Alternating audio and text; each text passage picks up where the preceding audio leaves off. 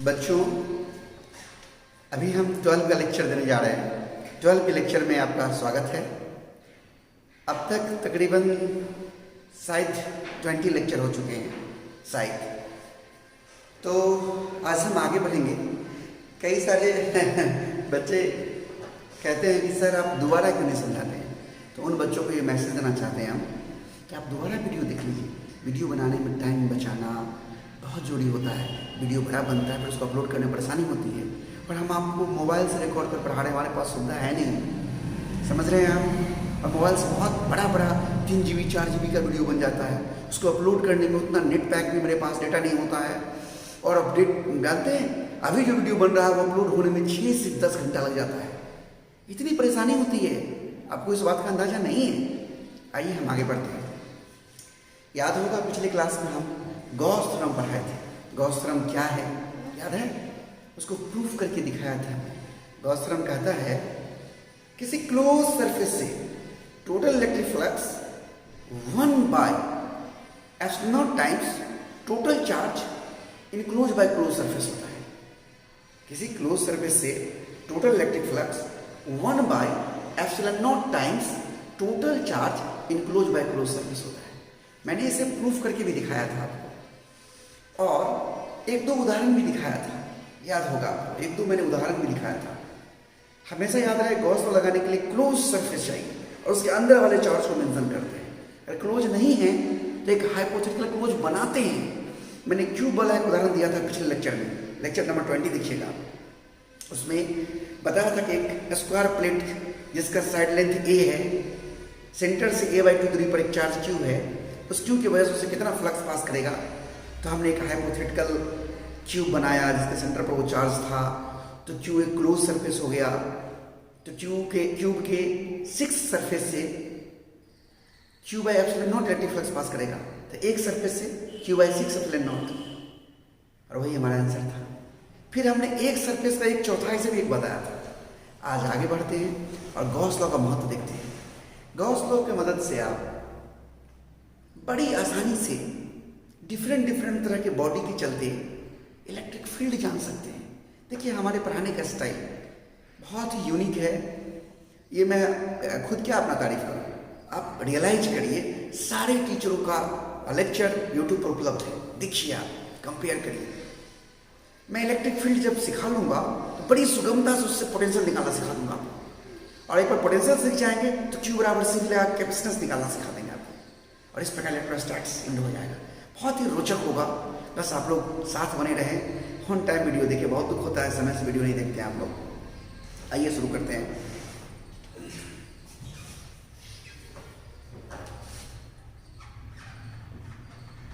Electric intensity at A point due two point charge. देखिए ये पहला हमारा एप्लीकेशन है, यानी गॉस लॉ का इस्तेमाल करके हम किसी पॉइंट चार्ज के चलते किसी पॉइंट पर इलेक्ट्रिक इंटेंसिटी निकाल सिखाते हैं। हम आपको पहले भी सिखा चुके हैं कि पॉइंट चार्ज के चलते R दूरी पर इलेक्ट्रिक फील्ड जानना होगा। यहाँ +1 चार्ज रख लीजिए, इस पर फोर्स निकाल लीजिए। फोर्स इस दिशा में आएगा, वही इलेक्ट्रिक फील्ड होगा। तो कितना होगा? Q×1 यानी Q/4πε0r²। इलेक्ट्रिक फील्ड के वैल्यू को ही इलेक्ट्रिक इंटेंसिटी कहते हैं। ये मैं पहले ही बता चुका हूँ। आज हम गॉस लॉ की मदद से देखने जा रहे हैं। ये मैं आपको पहले बता चुका हूँ, आपको याद होगा पिछले लेक्चर से। देखिए आज हम गॉस लॉ का इस्तेमाल करके इसको निकालने जा रहे हैं। देखिए कोई पॉइंट चार्ज क्यू है, इससे R दूरी पर हमें इलेक्ट्रिक फील्ड जानना है समय। तो गॉस लॉ लगाने के लिए हमें क्लोज सरफेस चाहिए। तो हम एक क्लोज सरफेस की कल्पना करते हैं, एक क्लोज सरफेस बनाते हैं।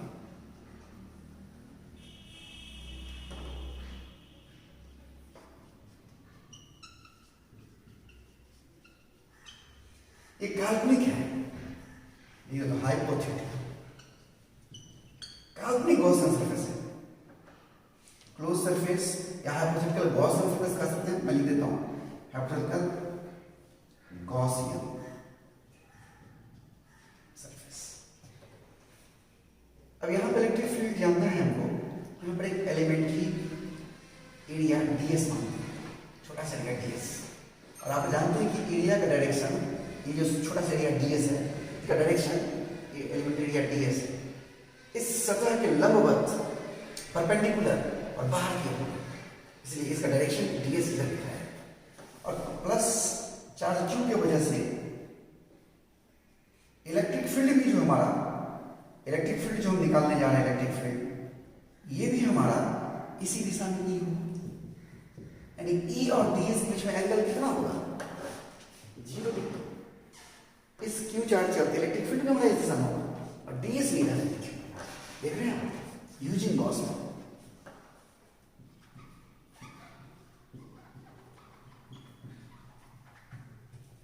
गॉस लॉ क्या कहता है, टोटल, देखिए ऐसे टोटल इलेक्ट्रिक फ्लक्स यानी E dot ds।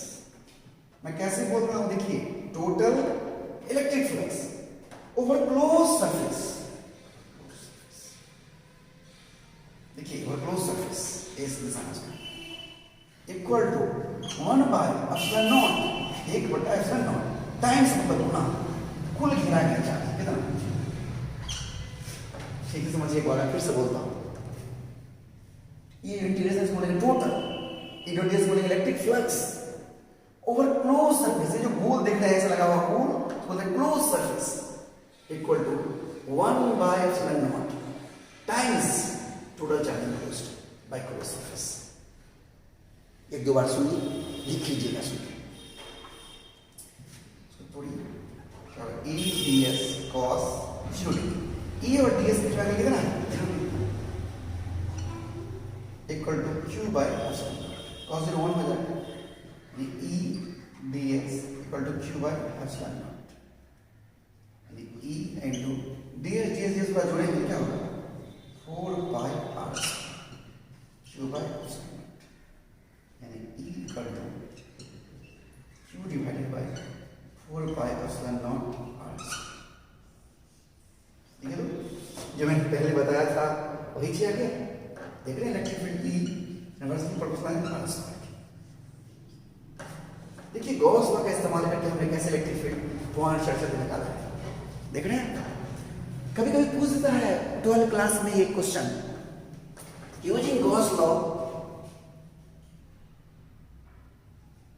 Find the coulombian force between two charges, दो चार्ज में जो कूलम्बियन फोर्स निकालना।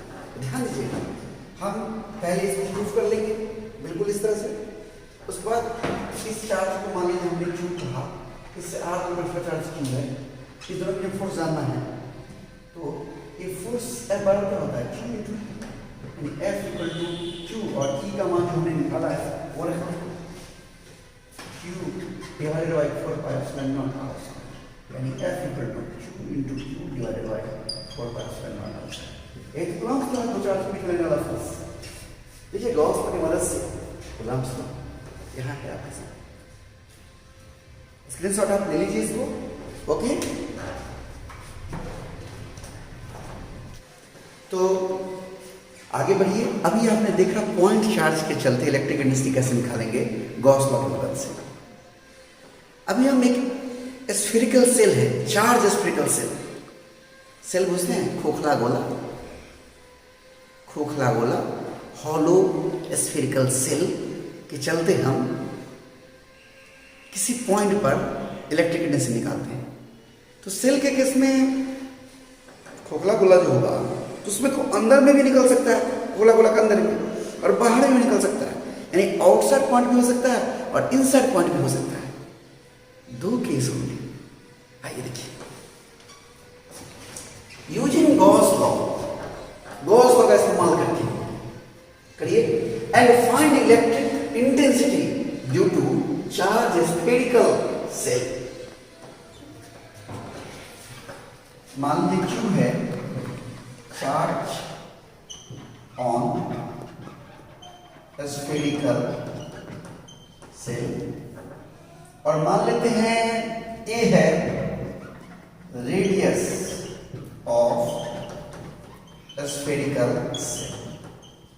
आप कुछ भी मान सकते हैं, आप कैपिटल R भी मान सकते हैं, छोटका r देने के लिए हम दूरी को लिखते हैं, इसीलिए हम ये मान लिया। इसमें दो केस होगा। केस 1 पहले हम निकालते हैं एट आउटसाइड पॉइंट। कहाँ निकाल रहे हैं? आउटसाइड पॉइंट पर। ध्यान दीजिए चित्र में, अगर ये हमारा खोखला गोला है, इस पर चार्ज क्यों दिख रहा है? देख रहे हैं? और इसका रेडियस a, और इसके बाहरी बिंदु पर यानी यहां पर आप निकालते हैं, इस पॉइंट निकालते हैं इलेक्ट्रिक फील्ड सेंटर पर O लिख दिए। पकड़ रहे हैं बात? अब यहां पर निकालना चाहते हैं तो यानी ये जो R है वो तो A से बड़ा है, तब ना बाहर गया पॉइंट P। पॉइंट P बाहर कैसे गया? जब ये R A से बड़ा है, यानी R बड़ा है इसे। इसका मतलब समझिए, R बड़ा है। तो जहां पर निकालना होगा हमको इलेक्ट्रिक फील्ड या इलेक्ट्रिक फील्ड इंटेंसिटी, वहां से पास करता हुआ एक हाइपोथेटिकल गॉसियन सरफेस चाहिए। बिल्कुल अब जैसे पॉइंट चार्ट में किया था, ठीक है, से पहले वाला ये हमारा है हाइपोथेटिकल गॉसियन सरफेस। जगह नहीं आ रही तो हाइपोथेटिकल गॉसियन सरफेस। यहां पर जानना है छोटा सा एरिया ds के लिए, जैसे हमने लिया था, इसका डायरेक्शन ds का इधर होगा, अभी आपने देखा था पहले। और इस सेल के पास इलेक्ट्रिक फील्ड भी इधर ही होगा। देखिए यूजिंग गॉस लॉ,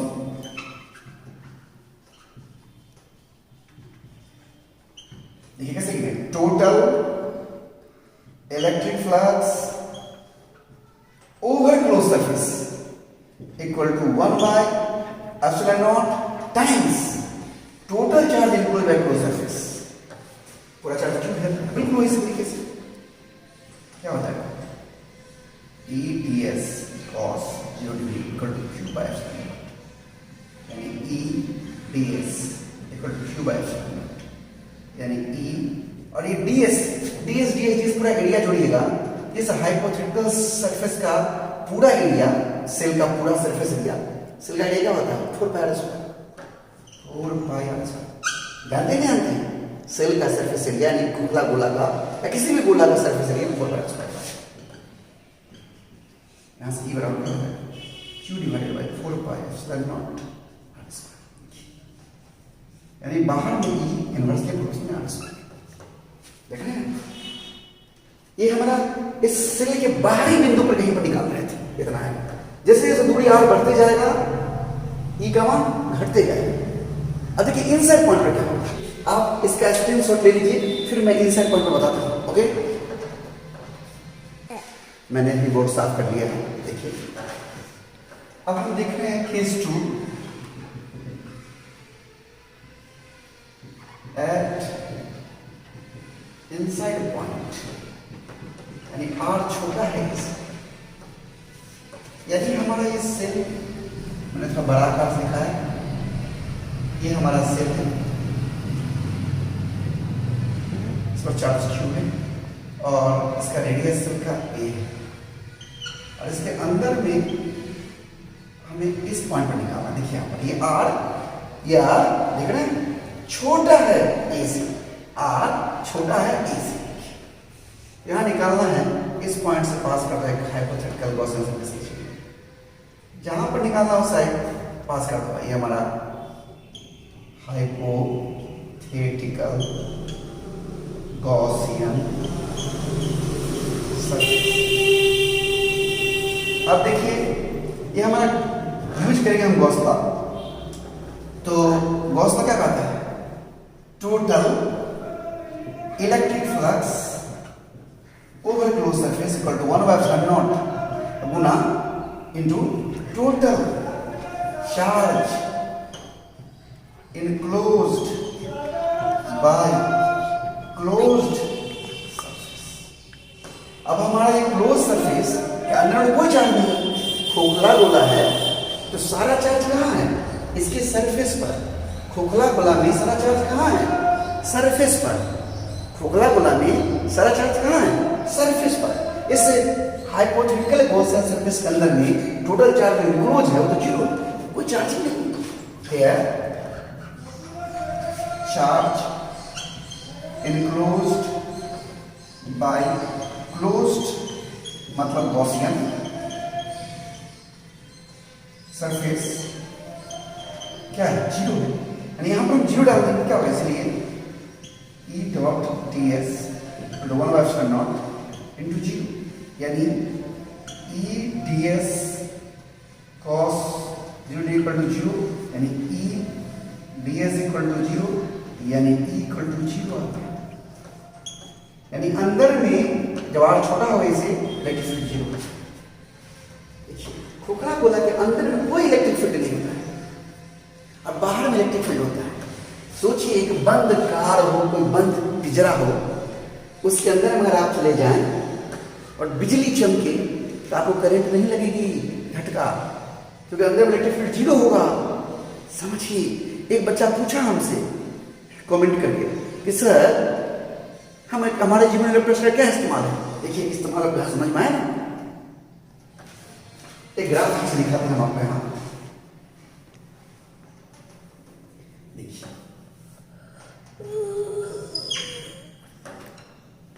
दूरी आ रहा है, ये इलेक्ट्रिक फील्ड ए, ध्यान दीजिएगा एक से कम दूरी पर, यानी ए से कम, यानी अंदर में इलेक्ट्रिक फील्ड जीरो।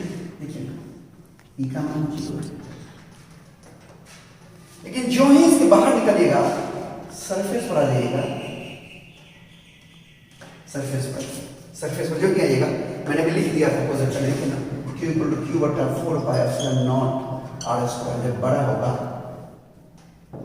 R बड़ा होगा इससे, यानी बाहर में जो ही सरफेस पर पहुंचेगा तो R का मान, ये दूरी का मान क्या हो जाएगा, A, जो ही A होगा तो Q बटा 4 पाई एप्सिलॉन A स्क्वायर हो जाएगा, Q divide by 4 pi epsilon A square. A square कैसे हो गया, जो ही R बढ़ते सरफेस पर पहुंचेगा, जो ही R का मान A होगा तो Q divided by 4 pi epsilon A square हो जाएगा।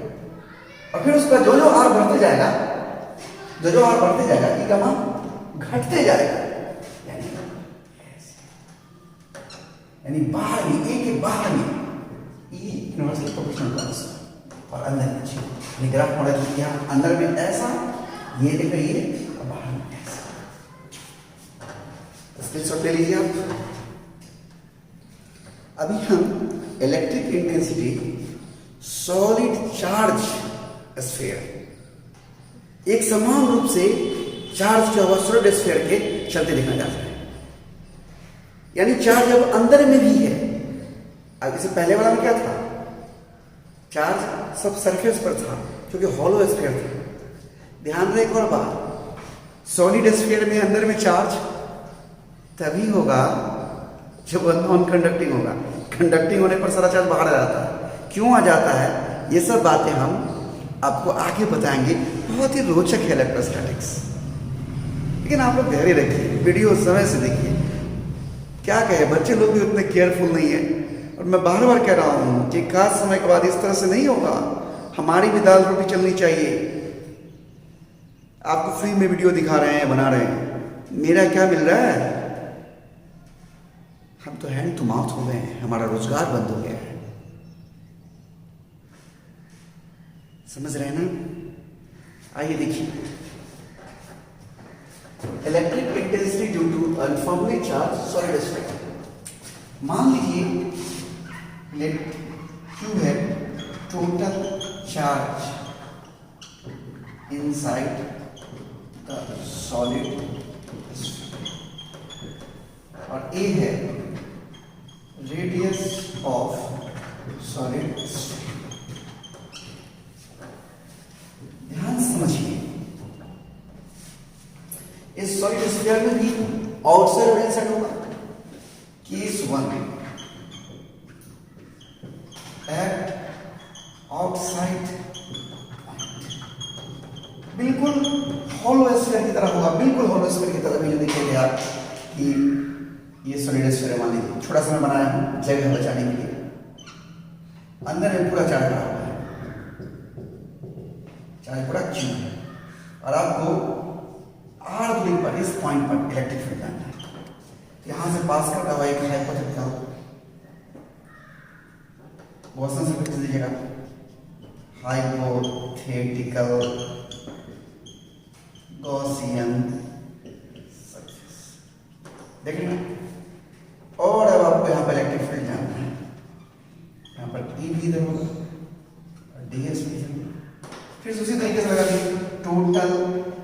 Flux over close surface E dot ds equal to 1 by epsilon not कुल घेराई का पूरा चार्ज अंदर में क्यों। इसको सॉल्व करेगा, मैं लिखता नहीं हूँ, पहले वाला देखिएगा, और यहाँ से क्या माना जाएगा Q divided by 4 pi epsilon not. कैसे आएगा, अब पीछे वाला हम जैसे किए थे E डॉट ds तो देखिए देखिएगा यहाँ पर R बड़ा है जैसे, तब बात। अब देखिए एट इनसाइड पॉइंट, इसमें खास बात है,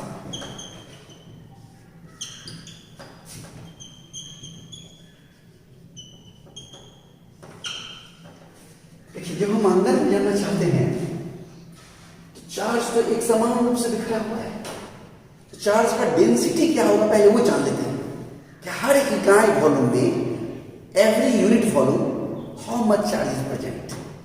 मान लेट रो है charge per unit volume, charge का वॉल्यूम से भागना है, कुल चार्ज क्यों है, और वॉल्यूम क्या होगा 4/3 पाई ए क्यू। इस 4/3 पाई ए क्यू वॉल्यूम इसका वास्ट बैठा है, देखिए, और इस वॉल्यूम में क्यू चार्ज है, हमारा यानी हर यूनिट वॉल्यूम में चार्ज रो है, यानी इतना के बदले में हम रो लिख रहे हैं। आपको जब जरूरत हो तो रो के बदले में उतना लिख सकते हैं, जब जरूरत हो रो के बदले में इतना लिख सकते हैं। आइए देखिए, यहाँ लिखिएगा नहीं ठीक से, जगह भी कम है, एक फिगर यहाँ बनाता हूँ।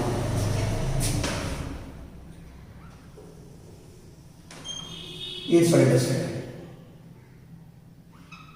रेडियस ए है, पूरा चार्ज बिखरा हुआ है। आपको सेंटर से आर यानी यहाँ पर इस पॉइंट पर दिख रहा है इलेक्ट्रिक फील्ड जाना है अंदर में, अंदर में, यानी ये आर छोटा है इसे, इनसाइड पॉइंट यानी आर छोटा है इसे, तो यहां पर आप एक काल्पनिक गॉसियन सर्फेस खींचिए।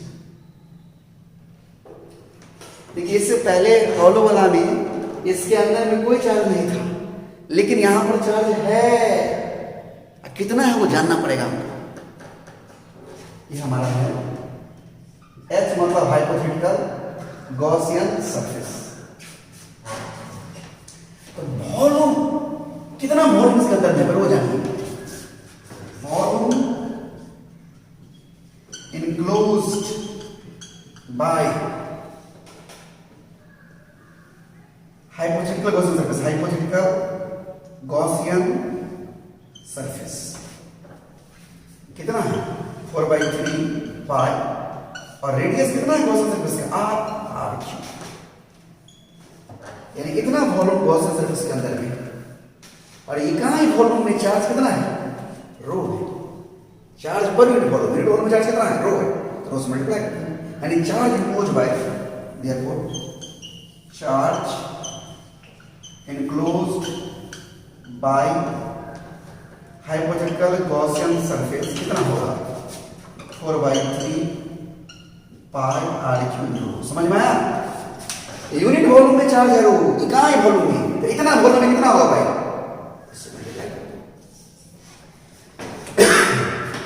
आप देखिए यूजिंग गॉसियन,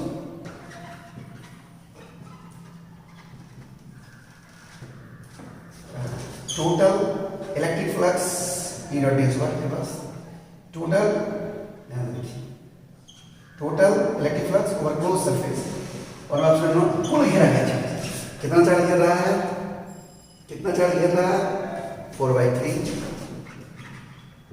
पाई आर क्यू।